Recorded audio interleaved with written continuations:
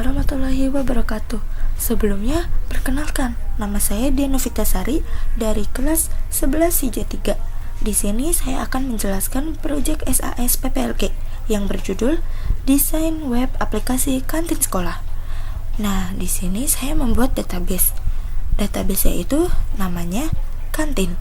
Dan di dalam database kantin ini ada 3 tabel, yaitu keluar underscore barang, masuk underscore barang, dan stok underscore barang.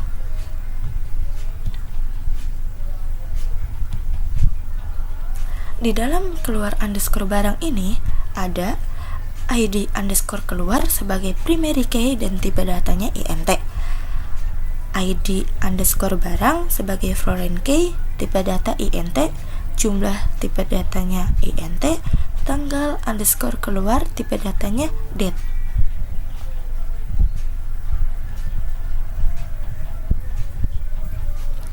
Dan di sini di dalam masuk underscore barang ada ID underscore masuk sebagai primary key dan tipe datanya INT, tanggal underscore masuk, tipe datanya date, ID underscore barang, tipe datanya INT dan itu sebagai foreign key, jumlah tipe datanya INT.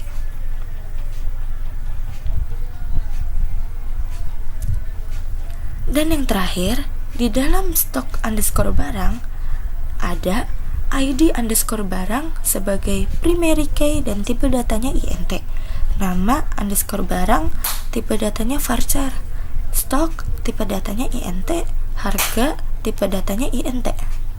Nah, kita lanjut ke codingannya.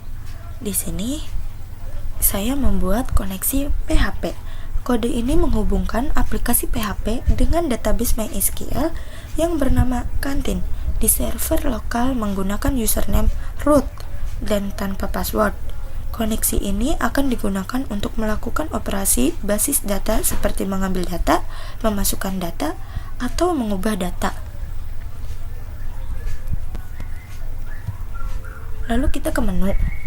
Kode ini digunakan untuk membuat bagian sidebar yang membuat link navigasi ke berbagai halaman seperti dashboard, data barang, barang masuk, dan barang keluar. Sidebar ini diatur dalam tabel dan diatur secara vertikal dengan beberapa baris.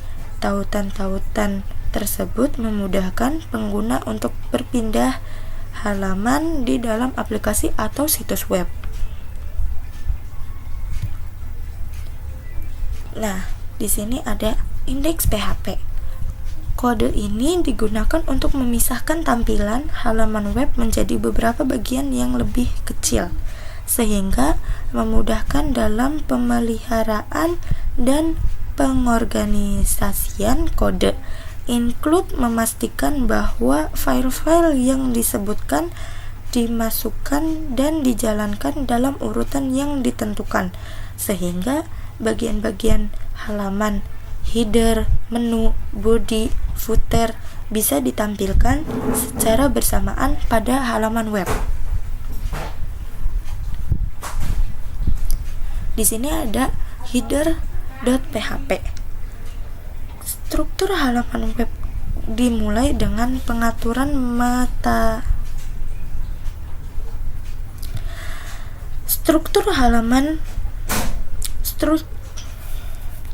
Struktur halaman web dimulai dengan pengaturan metadata.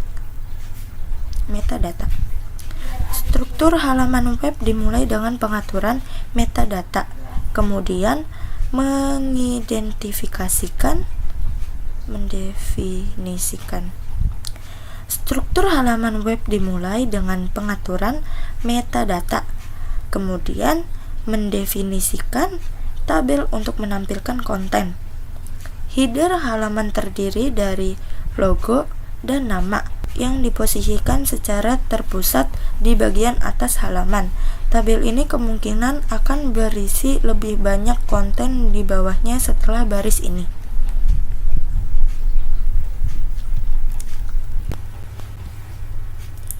Di sini selanjutnya ada footer.php.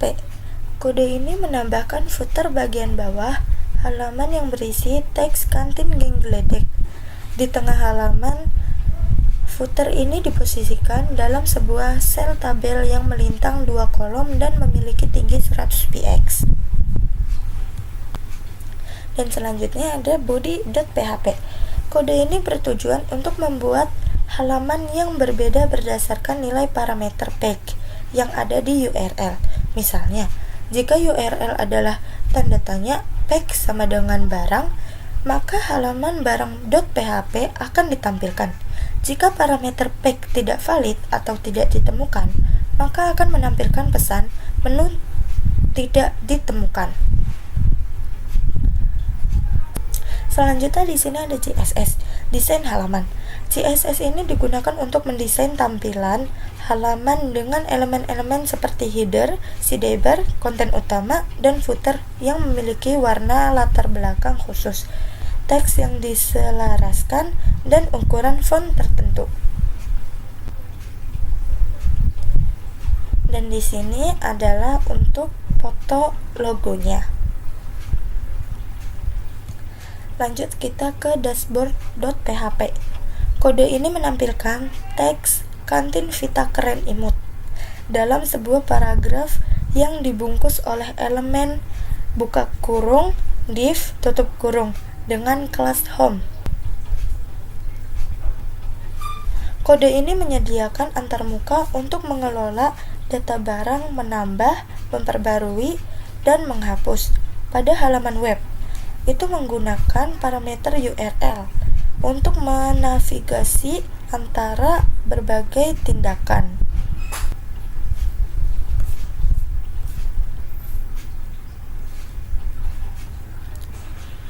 Nah, kita lanjut ke barangmasuk.php. Di sini kode ini memungkinkan pengguna untuk mengelola data barang yang masuk ke dalam sistem inventaris, termasuk menambah, memperbarui, dan menghapus data.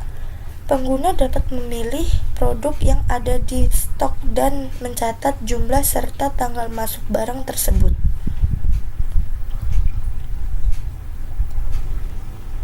Dan yang terakhir di sini ada barangkeluar.php.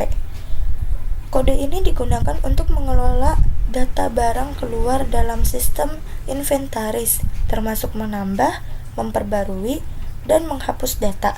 Kode ini juga memastikan bahwa stok barang selalu terupdate setiap kali ada transaksi keluar dan memberikan feedback kepada pengguna jika ada masalah seperti stok yang tidak mencukupi. Nah, seperti inilah tampilan dari hasil codingan tersebut. Nah, ini tampilan dashboardnya. Kita ke data barang. Misalnya saya ingin menambahkan barang. Saya ingin memesan ini misalnya. Stok barangnya ada,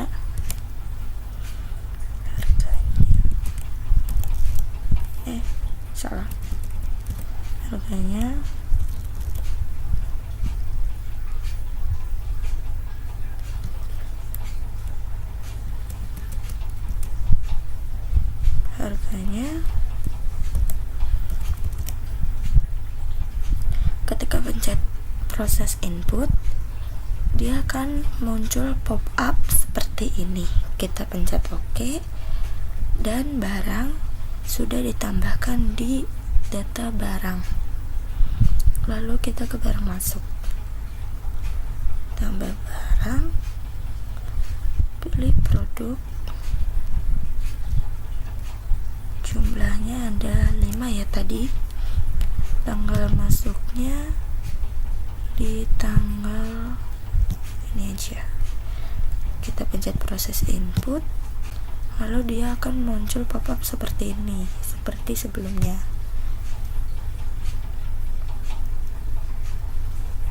Kita ke barang keluar, kita tambah barang keluar, pilih produk, misalnya somai mentah, tadi jumlahnya 6, dia keluar di tanggal 13 ya, proses input kita pencet, lalu akan muncul seperti ini lagi ya. Kita pencet OK, lalu selesai ditambah barang keluar. Dan misalnya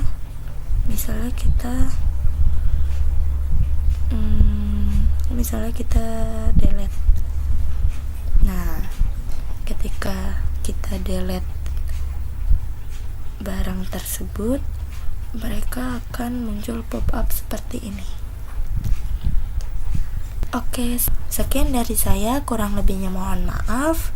Wassalamualaikum warahmatullahi wabarakatuh.